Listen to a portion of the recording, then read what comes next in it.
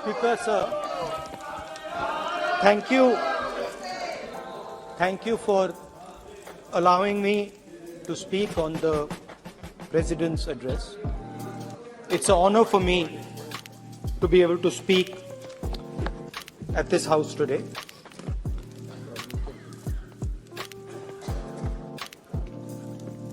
जैसे आप सबको मालूम है, पिछले 4 महीनों में हम भारत जोड़ो यात्रा कन्याकुमारी से लेकर कश्मीर तक हम पैदल चले।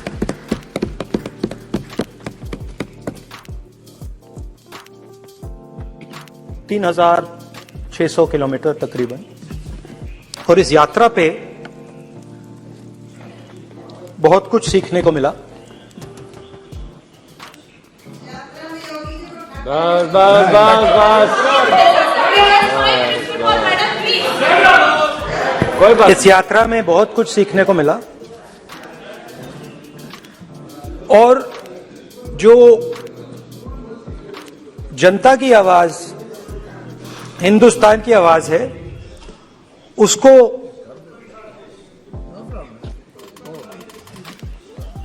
गहराई से सुनने का मौका मिला।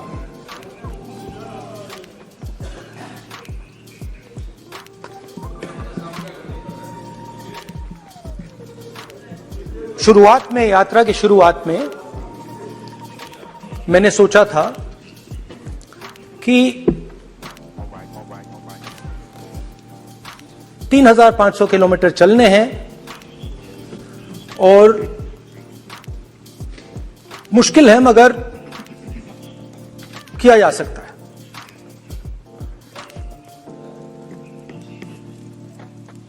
आप भी राजनेता हो, हम भी राजनेता हो हैं, हाँ सेवक कह लीजिए। और नॉर्मली आजकल की राजनीति में जो हमारी पुराना ट्रेडिशन था पैदल चलने का, वो आजकल हम सब लोग, हम भी आप भी, उस ट्रेडिशन को शायद भूल गए या उसका हम पालन नहीं करते। मैं भी उसमें शामिल था, आप भी उसमें शामिल हैं। हम सब, कोई गाड़ी में जाता है, कोई हवाई जहाज में जाता है, कोई हेलीकॉप्टर में जाता है, मगर पैदल कम चलते हैं। ठीक है, ठीक है। और जब पैदल चला जाता है, हाँ पैदल जाएंगे, सब जगह पैदल जाएंगे, घबराइए मत। तो जब पैदल चला जाता है, मैं 1 किलोमीटर की बात नहीं कर रहा हूं, 10 की नहीं कर रहा हूं, 25 की नहीं कर रहा हूं, मैं 2-3-400 किलोमीटर की बात कर रहा हूं। जब 2-3-400 किलोमीटर चला जाता है तो शरीर पे दबाव पड़ता है, दर्द होता है, मुश्किल आती है। शुरुआत में चलते वक्त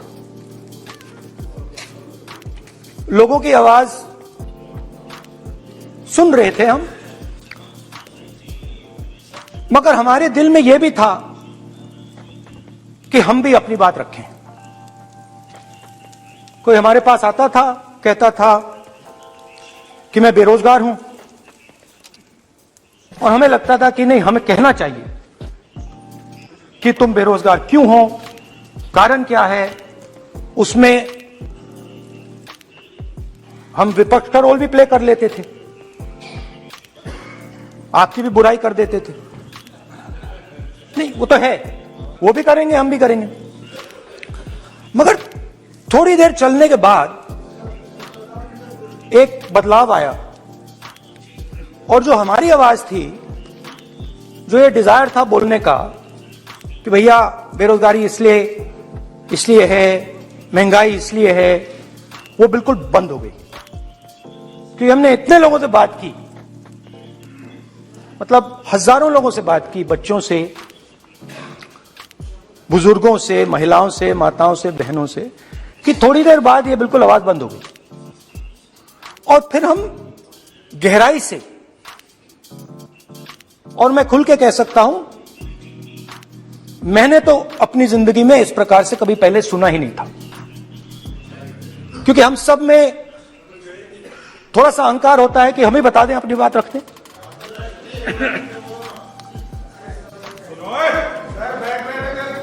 तो आस्ते आस्ते आस्ते आस्ते जब हम चले 500-600 किलोमीटर बाद, जनता की आवाज गहराई से सुनाई देने लगी। और एक प्रकार से यात्रा, इंडिविजुअल्स नहीं, यात्रा हमसे बोलने लगी। नहीं, गहरी बात है, समझ नहीं आएगा। आप समझने की कोशिश करो। यात्रा हमसे बोलने लगी। 200 किलोमीटर आप चलने की कोशिश करिए, पता चल जाएगा। और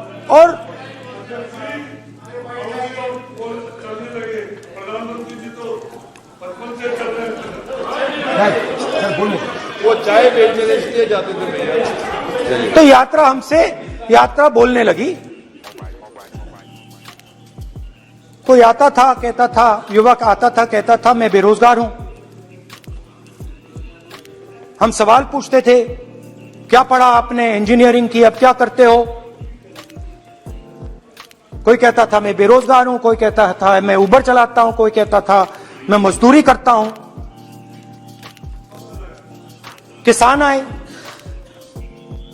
हजारों। प्रधानमंत्री बीमा योजना की बात की कि हम पैसा भरते हैं, तूफान आता है, आंधी आती है, पैसा गायब हो जाता है।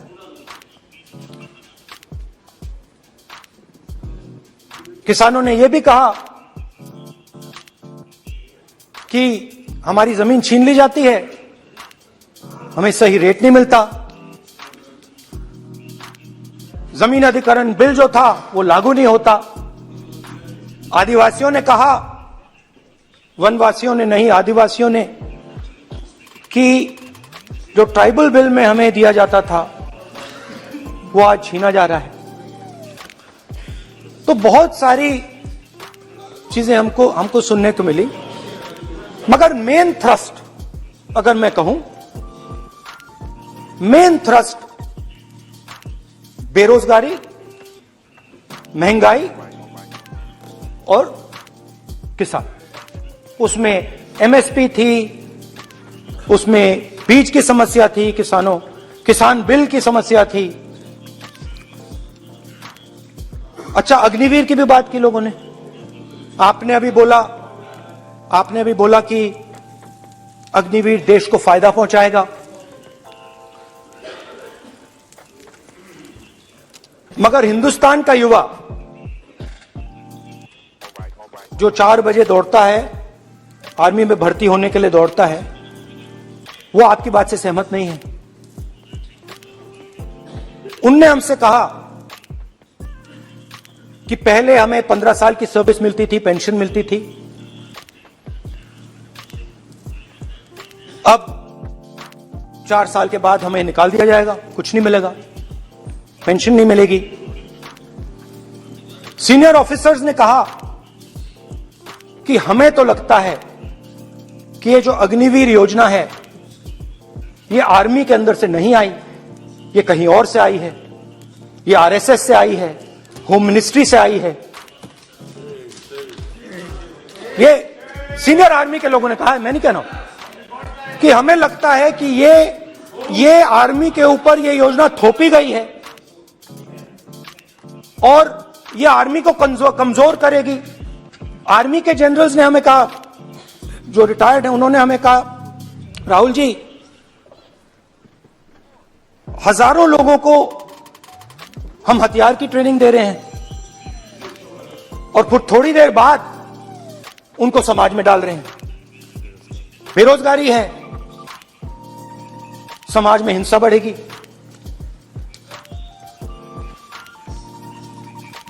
तो उनके मन में था कि ये जो अग्निवीर योजना जो है, ये आर्मी के अंदर से नहीं आई है। और मुझे नाम भी बताया कि अजीत डोभाल जी ने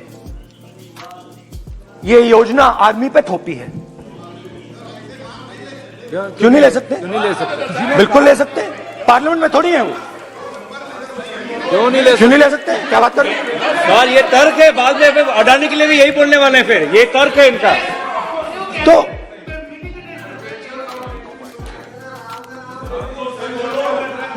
इंटरेस्टिंग बात यह है, इंटरेस्टिंग बात यह है कि मैंने फिर प्रेसिडेंट्स एड्रेस पढ़ा। देश के सब युवा अग्निवीर अग्निवीर अग्निवीर अग्निवीर बोल रहे हैं, कह रहे हैं कि ये आर्मी के ऊपर थोपा गया है, हमें नहीं चाहिए। आर्मी के लोग कह रहे हैं हमें नहीं चाहिए।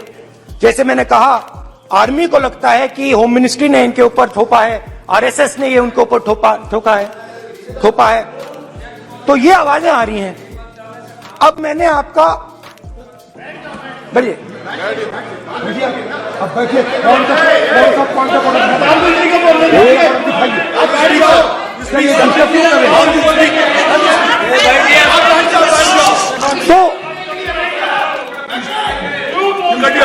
तो एक फर्क, ये थोड़ा पानी ले आओ मेरे पानी। तो मुझे एक फर्क दिखा प्रेसिडेंट्स एड्रेस में बहुत सारी चीजें बोली गई। अग्निवीर के लिए एक लाइन थी, एक शब्द, एक बार अग्निवीर शब्द का प्रयोग किया गया, और वो भी अग्निवीर योजना हमने दी, उससे ज्यादा कुछ नहीं बोला। कहां से आई, कौन लाया, किसको फायदा होगा, ये नहीं बोला। बेरोजगारी शब्द ही नहीं था उसमें। आपने देखा होगा, बेरोजगारी शब्द ही नहीं था प्रेसिडेंट एड्रेस में। महंगाई शब्द ही नहीं था।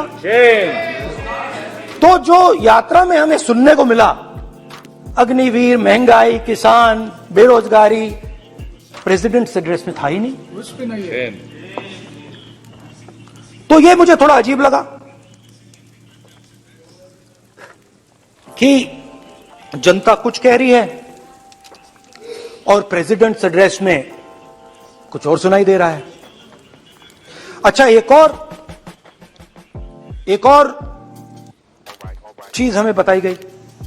तमिलनाडु से लेकर केरला, महाराष्ट्र, मध्य प्रदेश, सब जगह एक नाम सब जगह हमें सुनने को मिला, अदानी। ये नाम पूरे हिंदुस्तान में, केरल में, तमिलनाडु में, महाराष्ट्र, कर्नाटका, हिमाचल, कश्मीर, सब जगह अदानी अदानी अदानी अदानी अदानी।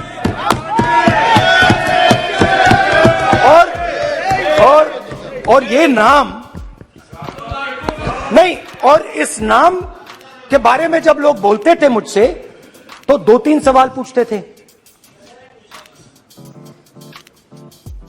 ये पूछते थे कि ये जो अदानी जी हैं, ये किसी भी बिजनेस में घुस जाता है, ये सफलता प्राप्त कर जाता है, ये कभी फेल नहीं होता। और युवाओं ने मुझसे यह सवाल पूछा कि भाई ये हो क्या रहा है, हम भी सीखना चाहते हैं। मोदी जी ने कहा स्टार्टअप करो, हम भी अदानी जी जैसे बनना चाहते हैं। तो भैया किसी भी बिजनेस में घुस जाओ और एकदम सक्सेस हो जाए। यह पहला सवाल था। दूसरा सवाल था कि ये अदानी जी हैं, ये किसी भी बिजनेस में घुस जाते हैं। पहले ये 1-2 बिजनेस करते थे, अब ये 8-10 सेक्टर्स में काम करते हैं। Airports, data centres, cement, solar energy, wind energy, aerospace and defence, consumer finance, renewables, media. तो उन्होंने मुझसे पूछा कि राहुल जी, हाँ वेट करो, बेटे हाँ, धन्यवाद।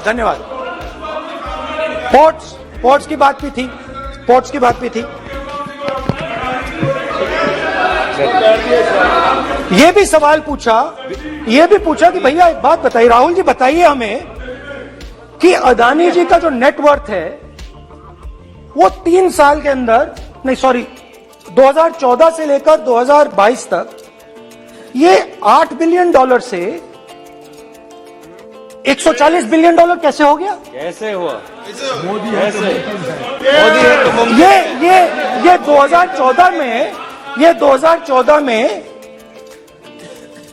अगर आप दुनिया की मुस्कुरा रहे हैं, आप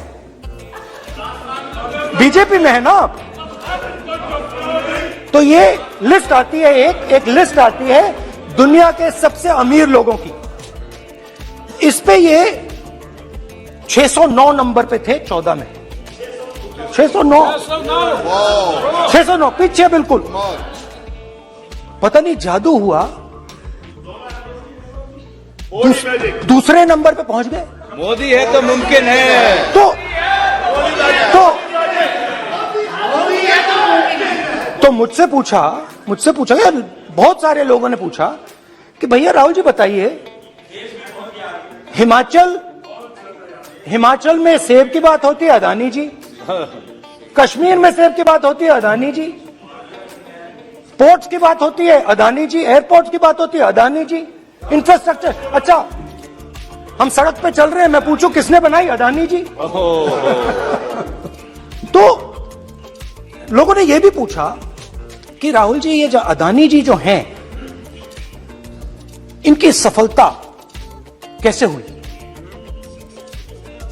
ये इतने बिजनेसेस में कैसे घुस गए?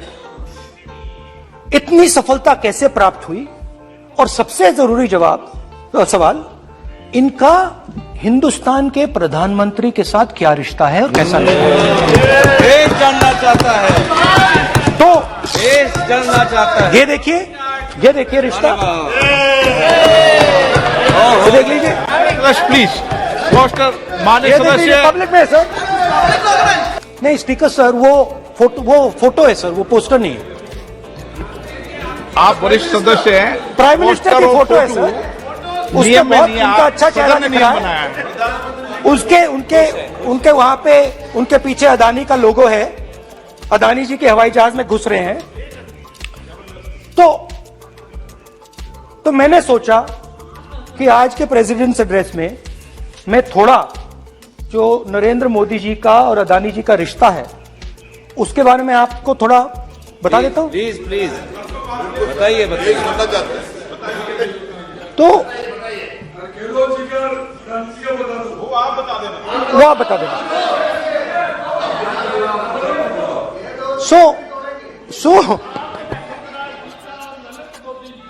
So the relationship begins many years ago when Narendra Modi ji was the Chief Minister of Gujarat.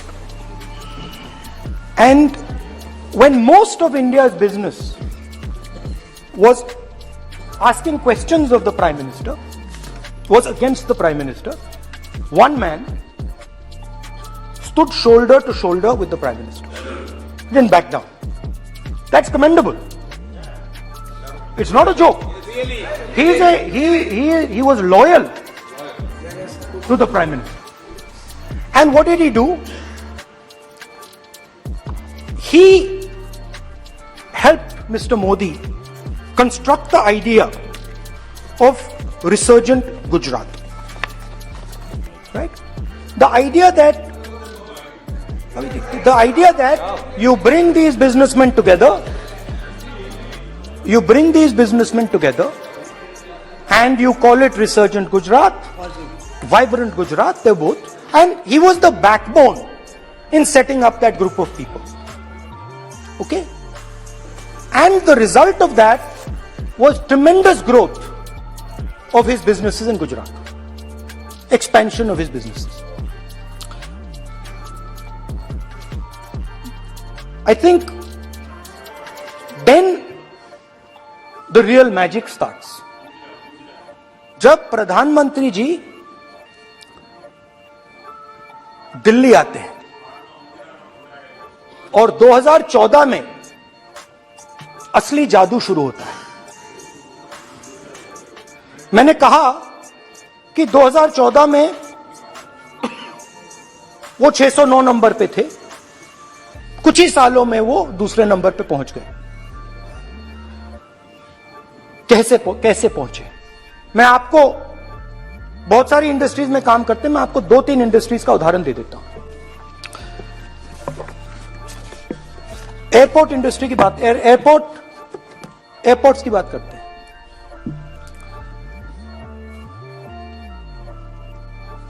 कुछ साल पहले सरकार ने हिंदुस्तान के एयरपोर्ट्स को डेवलप करने के लिए दिया।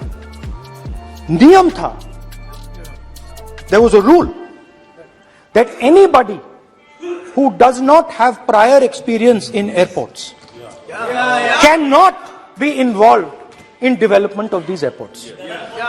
नहीं, गलत नहीं बोल रहा हूं।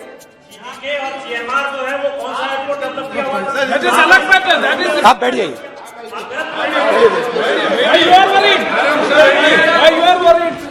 अडानी के डिफेंस में आ गए सर। रूल था कि अगर कोई एयरपोर्ट बिजनेस में नहीं था तो वो इन एयरपोर्ट्स को ले नहीं सकता था। इस रूल को हिंदुस्तान की सरकार ने बदला। किसी ने भी बनाया हो रूल था, किसी ने भी बनाया हो रूल था। रूल बनाया किसने बात नहीं है, रूल बदला किसने बात है। रूल बदला गया और किसके लिए? किसने किया है?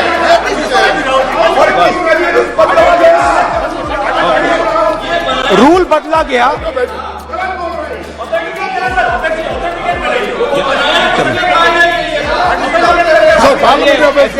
करेगा क्या सर? आप रूल को बदला गया। सर बोलने दीजिए। करना चाहिए, ऑथेंटिकेट करना चाहिए। चलिए तो ये रूल बदला गया। उस समय मीडिया में इसके बारे में चर्चा हुई थी। रूल बदला गया और अदानी जी को 6 एयरपोर्ट्स दिए गए। उसके बाद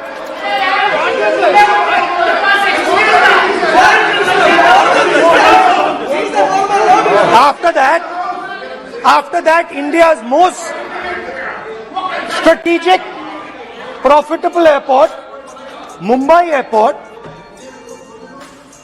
was taken away by GVK, hijacked by using the agencies. The agencies को CBI, ED का प्रयोग कर GVK पर दबाव डालकर हिंदुस्तान की सरकार ने उस एयरपोर्ट को अदानी जी के हाथों में कर दिया। सच है। रिजल्ट आया कि एयरपोर्ट्स में आज अदानी जी 24% हिंदुस्तान की एयर ट्रैफिक को अपने एयरपोर्ट से निकालते हैं और 31% एयर फ्रेट उनके एयरपोर्ट्स में से निकलता है। अब यह काम हिंदुस्तान की सरकार और हिंदुस्तान के प्रधानमंत्री जी ने फैसिलिटेट किया। अब आपने, जो पिछले स्पीकर थे उन्होंने फॉरेन पॉलिसी की बात की, हम भी फॉरेन पॉलिसी की बात करते हैं। चलिए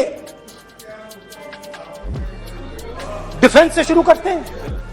बहुत ऑप्शन है, आप बताइए कहां से शुरू करें। बिजली, डिफेंस, बहुत ऑप्शन है। Defence, let us start with defence. अब डिफेंस में अदानी जी का कोई एक्सपीरियंस नहीं था, 0 एक्सपीरियंस। कल मैंने प्रधानमंत्री को HAL में देखा। प्रधानमंत्री जी ने कहा कि गलत आरोप लगाया, मगर रियलिटी तो यह है कि HAL का जो कॉन्ट्रैक्ट था 126 हवाई जहाजों का, वो अनिल अंबानी को चला गया और अनिल अंबानी बैंकरप्ट हो गया। वहां भी फैसिलिटेशन था। अब देखिए, और ये जो फ्यूचर एंटरप्रेन्योर्स हैं, जो बिजनेस स्कूल हैं, हार्वर्ड यूनिवर्सिटी जैसे स्कूल हैं, इनको इसका केस स्टडी, इसकी केस स्टडी बनानी चाहिए, शायद बने। How to use government power to build individual businesses, case study.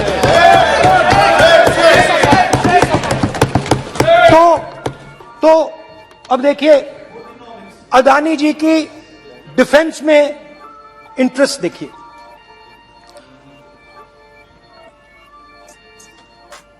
Elbit company के साथ हिंदुस्तान में अदानी जी ड्रोन्स बनाते हैं।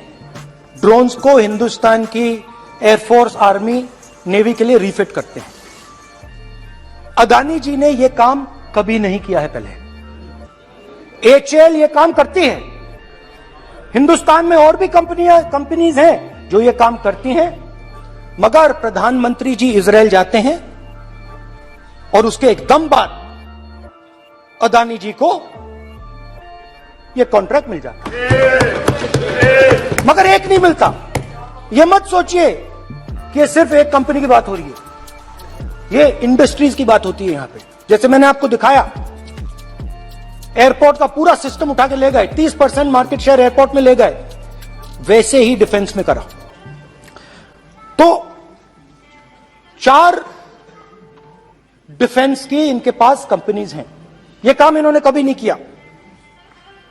स्मॉल आर्म्स, जिसमें टवॉर है जो हमारी स्पेशल फोर्सेस यूज करती है, आर्मी यूज करती है, जिसमें गलील स्नाइपर राइफल है, ये सब अदानी जी बनाते हैं। सीधा स्ट्रेट इजराइल में प्राइम मिनिस्टर जाते हैं, प्राइम मिनिस्टर के साथ वहां पे मतलब बीच में पैदल चलते हैं और फिर जादू से पीछे से इंडिया का फर्स्ट कॉम्प्रिहेंसिव एमआरओ मिल जाता है मेंटेनेंस के लिए, जहाजों के मेंटेनेंस के लिए। स्मॉल आर्म्स का बिजनेस मिल जाता है, इजरायली जो ड्रोन्स हैं उसका बिजनेस मिल जाता है। मतलब जो हिंदुस्तान और इजराइल का डिफेंस का रिश्ता है वो पूरा पूरा अदानी जी के हाथ में चला जाता है, खत्म कहानी। हाँ, उसमें पेगासस भी है, तो पता नहीं वहां से क्या मतलब पेगासस कैसे आया, क्या हुआ, किसने दिया। अच्छा, एक और बड़ी इंटरेस्टिंग चीज है, एक कंपनी है अल्फा डिफेंस, जो डिफेंस इलेक्ट्रॉनिक्स का काम करती है, एवियोनिक्स का काम करती है, और बहुत स्ट्रेटेजिक कंपनी है। वो भी अदानी जी के हवाले कर दी गई, अदानी जी ने एक्वायर कर लिया। तो आपने देखा कि एयरपोर्ट्स का बिजनेस 30% मार्केट शेयर, हिंदुस्तान और इजराइल का जो वेपन्स का बिजनेस है 90% उठा के ले गए। एक विजिट फॉरेन पॉलिसी, ये है फॉरेन पॉलिसी। चलिए, अब मैंने आपको इजराइल की बात बताई, ऑस्ट्रेलिया चलते हैं। कोयला ऑस्ट्रेलिया चलिए। ऑस्ट्रेलिया में प्रधानमंत्री जाते हैं। आप बोलिए सर, स्पीकर सर, प्रधानमंत्री जी ऑस्ट्रेलिया जाते हैं और जादू से State Bank of India $1 billion loan Adani ji को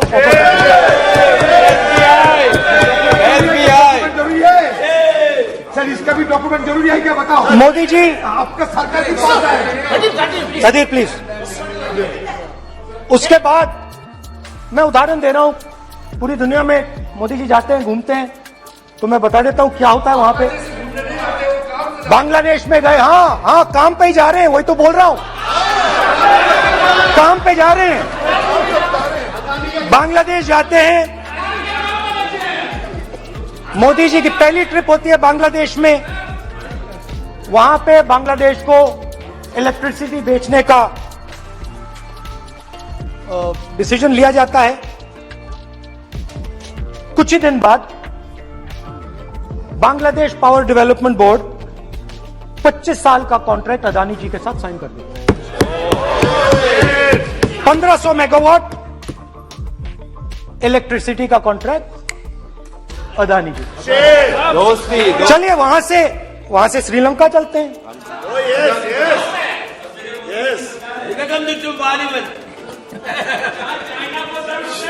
जून 2022 में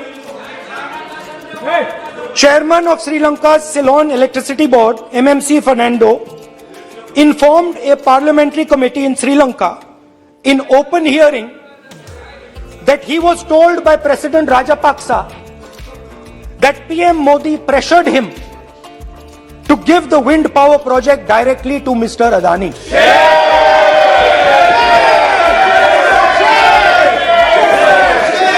मतलब श्रीलंका इलेक्ट्रिसिटी बोर्ड के चेयरमैन कहते हैं कि उन्होंने राजापाक्सा जी ने कहा कि हिंदुस्तान के प्रधानमंत्री ने उनको कहा है कि ये विंड पावर का प्रोजेक्ट है, ये अदानी जी को देना है। तो ये रही आपकी फॉरेन पॉलिसी। ये हिंदुस्तान की फॉरेन पॉलिसी नहीं है, ये अदानी जी की फॉरेन पॉलिसी है, उनके बिजनेसेस बनाने की फॉरेन पॉलिसी है। अब यात्रा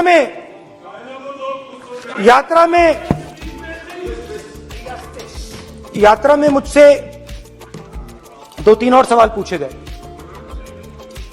यात्रा में लोगों ने मुझसे पूछा, राहुल जी ये जो LIC कंपनी है इसका पैसा अदानी जी की मदद करने के लिए क्यों डाला जा रहा है?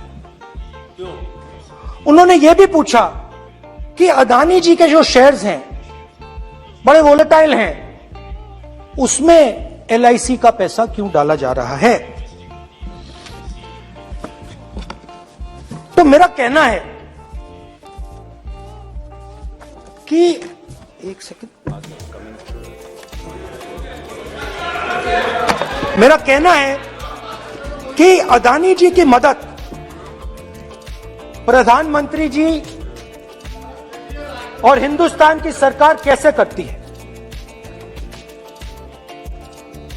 हजारों करोड़ रुपए हिंदुस्तान के public sector banks Adani ji को मिलता है।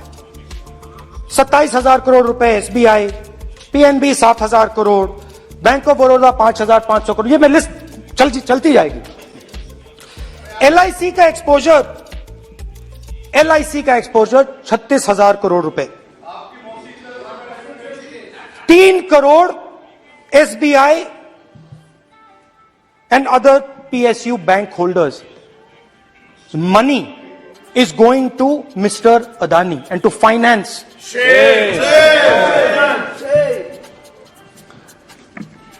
Now, of course, there is another question. तो मदद कैसे हो रही है? हिंदुस्तान के पब्लिक सेक्टर बैंक्स का पैसा, LIC का पैसा नरेंद्र मोदी जी, अदानी जी को दिया जा रहा है। अगर कोई सामने खड़ा हो जाता है, जैसे जीवी के लोग खड़े हुए, ED, CBI एजेंसीज आ जाती है, उनको परे कर देती हैं। तेलंगाना में भी एक पोर्ट का उदाहरण था, मगर मेन सवाल और सबसे इंटरेस्टिंग सवाल दूसरा है। कुछ दिन पहले ये हिंडनबर्ग रिपोर्ट आई, उसमें लिखा था कि अदानी जी की हिंदुस्तान के बाहर शेल कंपनीज हैं। ये जो शेल कंपनीज हैं, सबसे पहला सवाल है, ये हैं किसकी? ये किसकी है मॉरिशस में जो शेल कंपनीज हैं? और ये जो हजारों करोड़ रुपया ये शेल कंपनीज हिंदुस्तान में भेज रही हैं, ये किसका पैसा है? और क्या ये काम अदानी जी फ्री में कर रहे हैं? अब मैं ये सवाल क्यों पूछ रहा हूं? क्योंकि अदानी जी स्ट्रेटेजिक बिजनेसेस में काम करते हैं। अदानी जी हिंदुस्तान के पोर्ट्स को डोमिनेट करते हैं, अदानी जी हिंदुस्तान के एयरपोर्ट्स को डोमिनेट करते हैं, और जैसे मैंने कहा अदानी जी हिंदुस्तान की डिफेंस इंडस्ट्री में बहुत जरूरी रोल प्ले करते हैं। तो मेरा पहला एक छोटा सा सवाल है कि जो शेल कंपनीज हैं, इनके बारे में हिंदुस्तान की सरकार ने कोई सवाल नहीं उठाए? ये कौन लोग हैं, ये किनकी कंपनीज हैं? ये स्ट्रेटेजिक मामला है, पोर्ट्स का मामला है, एयरपोर्ट्स का मामला है, डिफेंस का मामला है, और जो कंपनी इन स्ट्रेटेजिक एरियाज में काम कर रही है उनके बारे में आपको मालूम ही नहीं। ये नेशनल सिक्योरिटी का मुद्दा है, आपको मालूम ही नहीं कि ये शेल कंपनीज किसकी हैं, कितना पैसा आ रहा है, किसका पैसा आ रहा है। तो एक बहुत बड़ा सवाल है, ये पैसा किसका है, ये शेल कंपनीज किसकी हैं, और ये हिंदुस्तान की सरकार की जिम्मेदारी है ये पता लगाना ये किसकी शेल कंपनीज है और ये किसका पैसा अंदर आ रहा है। JPC, JPC, we want JPC, we want JPC.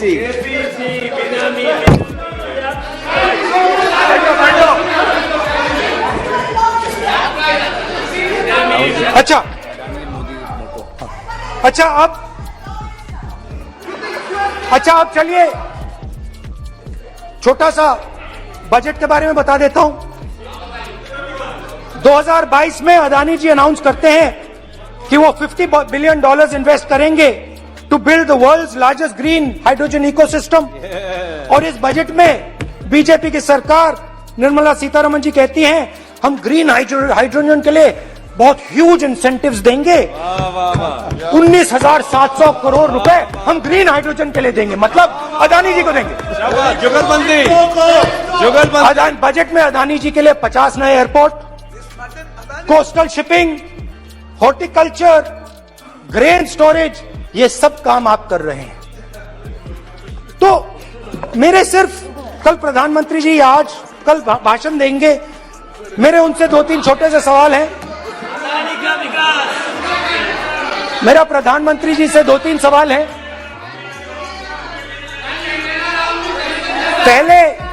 पहले अदानी जी के हवाई जहाज में मोदी जी जाते थे, अब मोदी जी के हवाई जहाज में अदानी जी जाते हैं।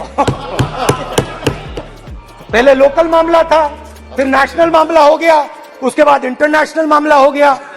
अदानी जी के लिए बोरिस जॉनसन का बेटा काम करता है, आपको पता नहीं मालूम है या नहीं मालूम? भाई सॉरी, नहीं बेटा भी, भाई काम करता है। तो ये मामला पहले गुजरात का मामला था, फिर ये हिंदुस्तान का मामला हुआ, अब ये इंटरनेशनल मामला हो गया है। तो मेरा सवाल प्रधानमंत्री जी से, और सिंपल सवाल है, प्रधानमंत्री जी आपकी फॉरेन ट्रिप्स पे अदानी जी और आप कितनी बार एक साथ गए? Adani ji, how many times did you travel together with Adani ji? How many times did Adani ji join you later on a visit? How many times did Adani ji travel to a country immediately after you did? Good question. And in how many of these countries after you visited did Adani ji get a contract? Good question. Also an important question, जरूरी सवाल, अदानी जी ने BJP को पिछले 20 साल में कितने पैसे दिए हैं?